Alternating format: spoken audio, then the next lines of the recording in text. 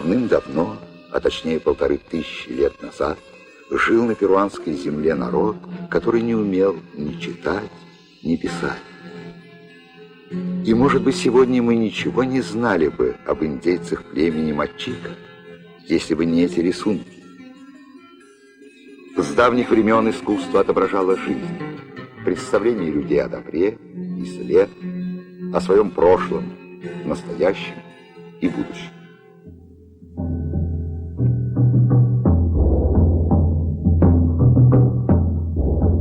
Так древние перуанцы изображали мир. В верхнем ярусе обитают могущественные боги, в нижнем — смертные люди. А это кто? Полубоги, волшебные герои волшебных легенд. Именно их больше всего любили рисовать Мачика. Кто же они? Братья-близнецы, полулюди, полуягуары. Мать одарила их человеческим обликом, отец — храбростью и острыми клыками. А воспитала их лягушка, очень добрая и мудрая.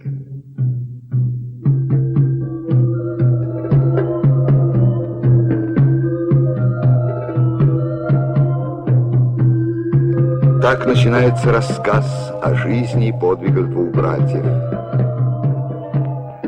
Когда братья выросли, лягушка отправила их в мир людей и дала в дорогу корзину с чудесными плодами.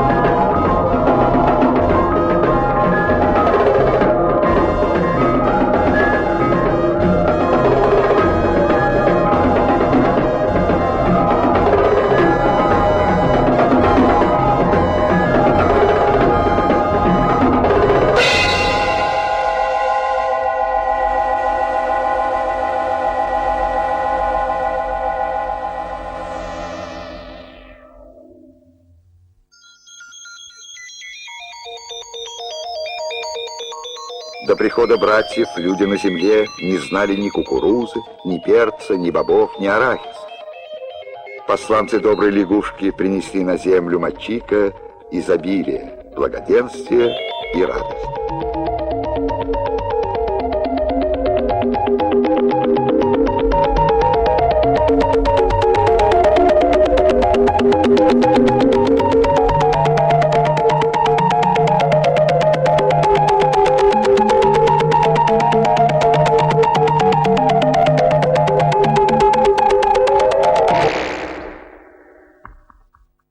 Завидуя веселью людей, на них напали чудовища суши. А это страшилище до сих пор индейцы называют страшный зверь Рекуай.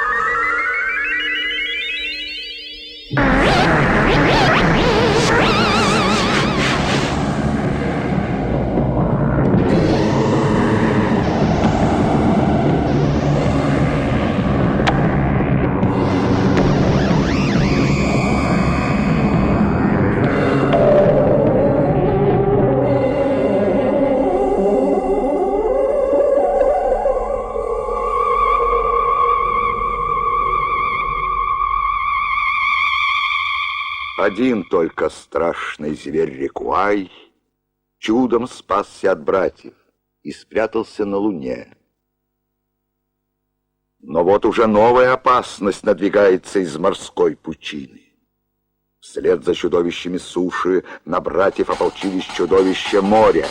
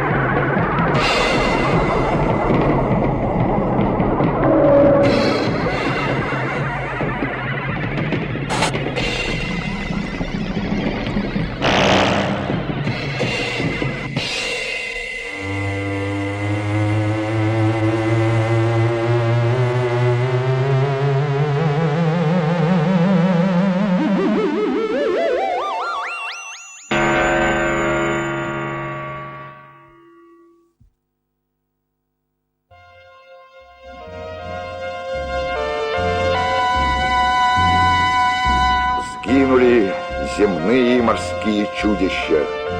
Прошли времена страха и бессилия.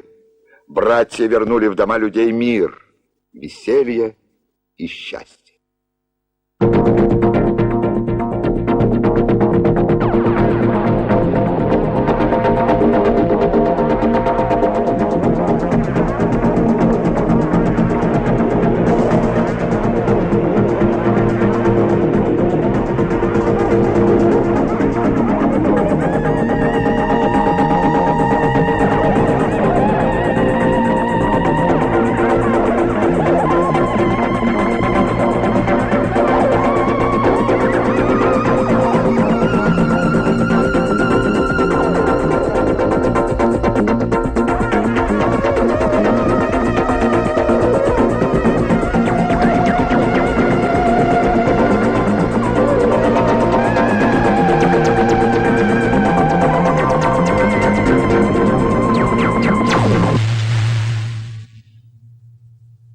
Обитатели неба со своей заоблачной высоты иногда нет-нет, да и взглянут на грешную землю, как там у людей.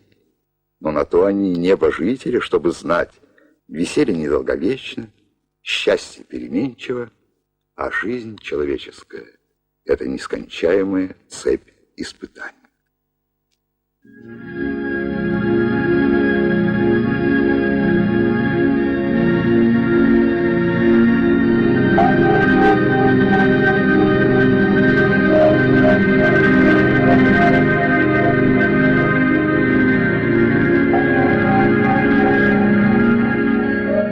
Что же случилось после того, как мир воцарился на земле Мачика? Отсидевшись на Луне, страшный зверь Рекуай решил, что настало время отомстить людям и заодно погубить близнецов.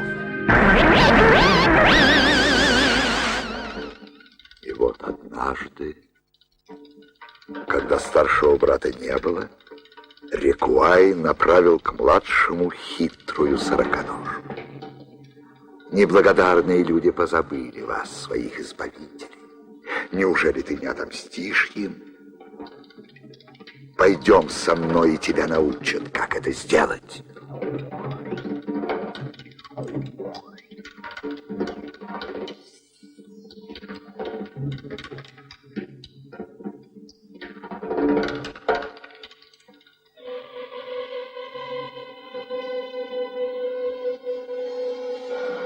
Хитрая сороконожка привела младшего брата к злой колдунье.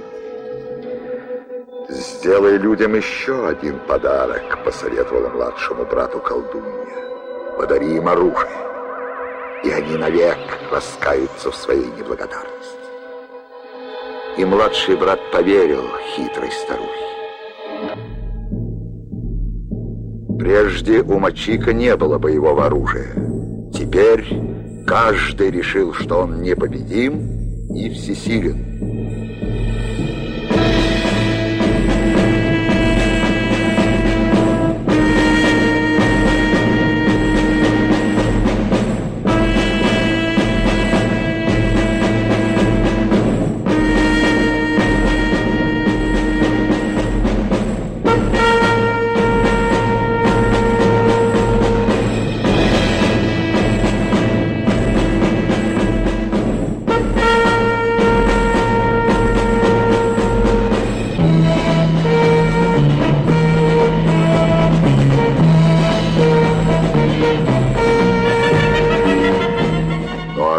Было волшебным. Знать свою грозную силу и обратиться в слуг. Нет, мы всесильнее без людей решили вещи и по знаку злой колдуньи отказались повиноваться человеку.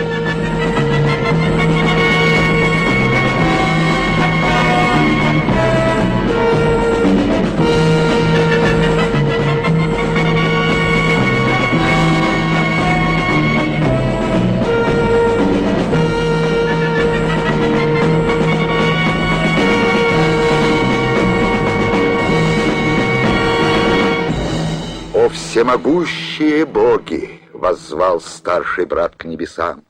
«Взгляните со своих высот! Почему так жестоко наказаны люди?»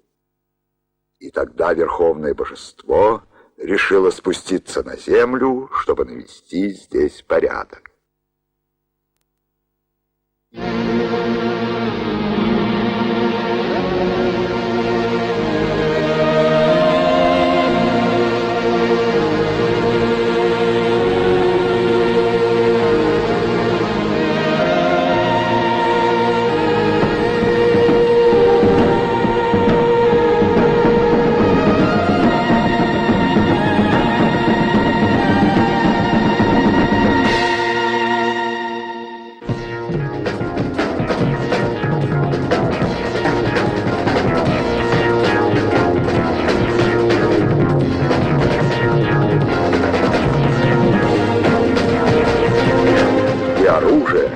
Возомнившее себя равным человеку, было обращено богами в пыль и осколки.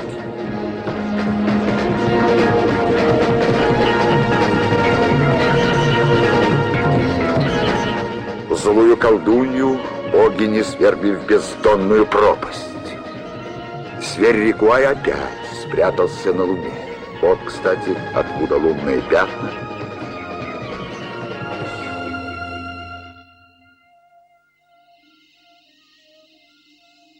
А младшего брата за то, что поддался козням зверя Рикуая и чуть не погубил человеческий род, заставили поддерживать небесный свод. А заодно и небо подняли повыше. Пусть в мире людей будет просторнее.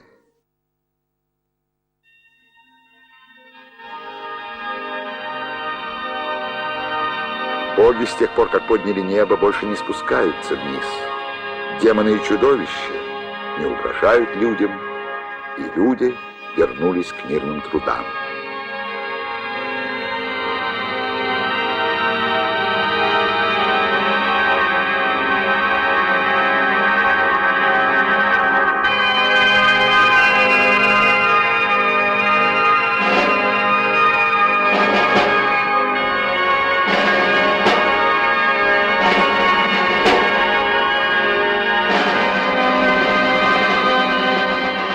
Кое-кому не дает покоя память о даре злой колдуньи.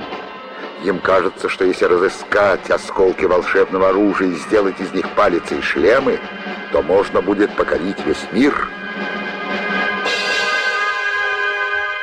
Старший брат решил навсегда покинуть людей. Но индейцы Перу верят, что когда-нибудь он вернется, и уж тогда-то мир и изобилие наступят на долгие века.